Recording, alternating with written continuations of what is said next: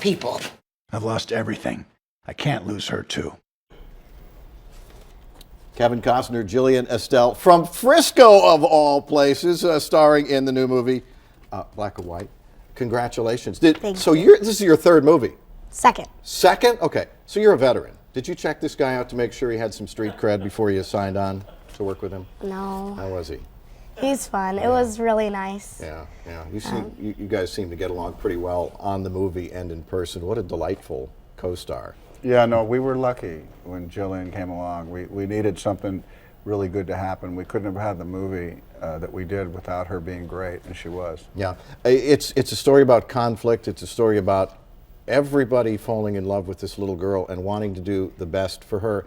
Sometimes not with the best of motives, however. Your motives weren't entirely pure, and the other family's motives, at times, a little bit selfish. Well, I think what happens is people are suspicious. They're not sure. They did want what was best for her, and they weren't sure that where she was at, if she stayed with me, if that was the best thing. I wasn't sure if she stayed with them that it was the best thing, and that's something that plays out every day in America on some level, somewhere.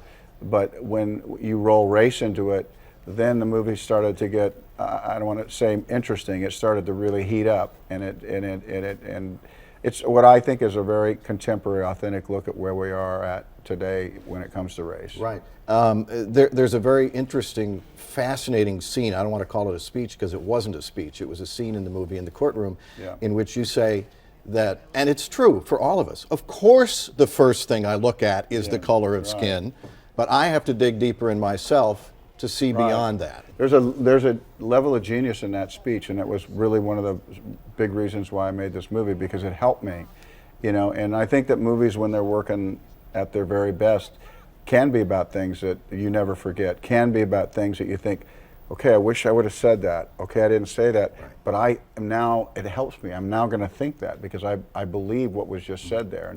And the beauty of it was it came out of the mouth of a grandfather, a drunk, someone who was scared, and it was so politically uncorrect that it absolutely is correct. Right.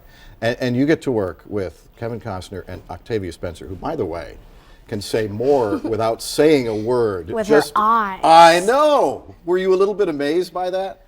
They both did really good. I learned a lot from each of them. They taught me a lot, so I can carry it away for the next movie. Yeah, and as we were, when she first came in, we were talking about in school, kids don't, first thing you see is not the color of somebody's skin, right? I see their hair, I see their shoes, I see their pants. Of course they see the shoes, you're a girl, yeah. He sees them shoes and that bling and everything. Oh my gosh, I love bling. But don't you, the hope is, and I think if you had a mission in this movie, it would be that we all get to that point where we don't see the color of skin first. That's the ideal. That's what that's where we're headed. That's where we need to get to.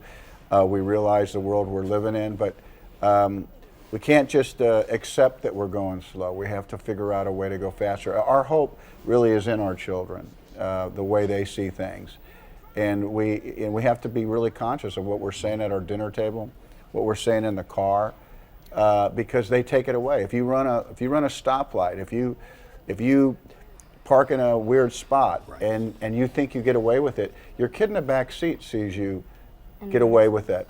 And all that later on just translates to how they conduct their life. So how we talk about people, how we accept people is going to be a lot how our children do it.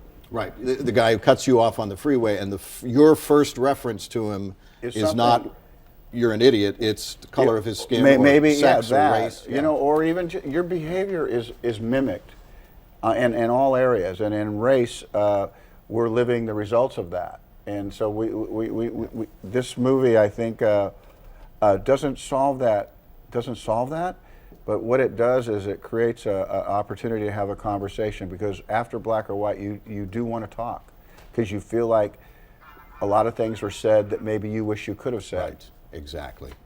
Black or White opens the 30th in just a couple of weeks. We're so looking forward to it. Well, I've already seen it, but I'll go back and see it again just because you're so good. Thank you. All right. Thanks so much for coming in. You're welcome. We've got more to come here on Good Day. 2 salads, 1